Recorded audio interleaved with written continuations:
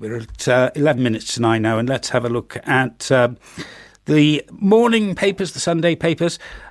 Joining us again, second week running, Stuart Hughes, Senior Producer, BBC World Affairs Unit, a man who's teched up at home, which is always useful. Good morning, Stuart. Morning, Vaughan. What have you seen? The Queen's speech, which will be broadcast tonight, the address to the nation, is the lead for many of the papers this morning. Queen invokes Blitz's spirit in message of hope to the nation is the front page of the Sunday Telegraph. Queen's rousing message is the headline in the Mail on Sunday. There's a real sense of the historic nature of this moment in our national life, and also the role the Queen can play at this time of national crisis, and that role being, of course, to unify the country. According to the Sunday Times, the government's encouraged the Queen to speak now because of fears that Britons may otherwise lose heart over the restrictions, the lockdown restrictions, especially as the weather turns warmer, as it has done this morning. The role of the Queen is picked up by a number of papers. The Sunday Express saying no politician can match her influence in persuading millions to find strength and patience in defeating this silent, stealthy killer. And the Sunday Telegraph agrees. It calls the Queen a beacon of continuity and stability. Over the last 7 decades, Britons have come to realise there's only one person in public life who can provide the comfort and reassurance needed, and that's Her Majesty. Joining us as well, Shavanah, who's General Secretary of the Wales TUC. What have you seen, Shavanah? Good morning. So, lots of interesting stories out there. The one that I was very interested in was the one in The Guardian this morning that talks about ministers struggling to keep pace with COVID-19 crisis. It's quite clear we've had a bit of a week of a car crash media appearance, really, as far as the political leadership is concerned. And everything seems to be focused on 5 key people who've been the face of all of this. A lot of discussion, a lot of worry and anxiety over what the strategy is and what the plan is. Lots of confusion over testing. Seems like a lot of the focus has been on Public Health England and not looking at the private sector to see what they can do in terms of supporting us. So there's a bit of a blame game going on. Also, there's a lot of political unrest as well, some frustration both internally within the Conservative Party, but also from the opposition as well, and some talk about the possibilities of, a review and whether or not now is actually the right time for that review. What else have you seen, Stuart?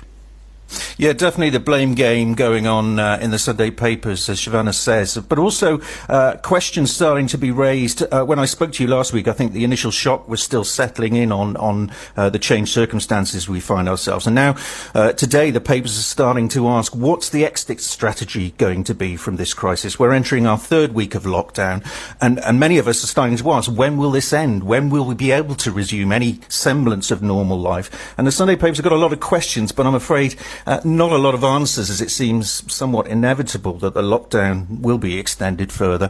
The Observer's one paper quoting the Derbyshire Police and Crime Commission, who warns of isolation fatigue as people get rather bored and tired of this lockdown, that they may be tempted to breach the rules and not stay at home, as we're told day after day, especially if the isolation is continued. Sunday Times says the Prime Minister is said to be desperate to lift the lockdown as soon as possible, but the fact of the matter is we don't know very much about how this virus behaves. Most notably, if you've had it, how long will you get immunity for? Will you get immunity? So any easing of the restrictions in the short term does come with deadly risks. As ministers plead with us to stay at home on our televisions and radios every day, there are concerns in Whitehall over maintaining the lockdown in the weeks ahead. One source tells the Observer, if numbers turn, front pages, that's the numbers of people being infected with the virus, if those numbers turn, front pages saying we're winning the war, that's going to be tough. Broadly at the moment, no one is going outside, this Whitehall source tells the Observer, but if that changes, it could change quickly. And although there's no backlash yet, a number of the papers also suggesting that, how long can this continue? It's just not practical for the entire population to remain under house arrest for more than a short time. What else have you seen, Shavanah? So there's a story running in the Mirror this time about an NHS coronavirus nurse, 23, who dies after a 12-hour shift without the right protective kit. This is the fourth nurse actually to die, having been on the front line. Again, a lot of the management is saying that the individual did have PPE, appropriate protective personal equipment to do their job. But I think that there seems to be a bit of an issue. A lot of the stories, this Sunday, talking about the fact that not only is there an issue as far as the PPE equipment is concerned, but also the amount of hours the staff are now having to do. And a lot of this is reconnected back to the whole issue around testing. If staff are not being tested, if they're going in there, they're not having the right type of PPE that is appropriate for them to do their job, and they're working long hours, they're getting sick, they're not getting tested. We're going round in circles here, and it's really, really worrying, because a number of people have been telling the trade unions as well that I'm putting my life on the line here, but the government doesn't seem to care for my life. I'm caring for other people. I've got a family at home. What about all of those other individuals that I potentially could be infecting and being part of this spread without me even knowing that I'm doing that? Stuart. I want to pick up on the global toll of this crisis. We're obviously focused on the way it's affecting us here at home, but it's worth reminding ourselves that this is not just the UK, not just Wales that's affected by this. It's huge parts of the world. And the Observer picks up on the fact that 1.3 billion people have been locked down in India, and they were given only 4 hours notice before that lockdown was introduced. And many of those people are the worst equipped and less able to deal with it. The Observer saying, as so often, it's the individual stories that catch our attention. It talks to a railway worker called Raja Khan, who lives on the streets of Calcutta with his 3 children. His work has dried up, and every day since the lockdown was declared, he's been pushing his mother, who's in a wheelchair, 25 miles a day in a wheelchair in an attempt to find food for her and for his children.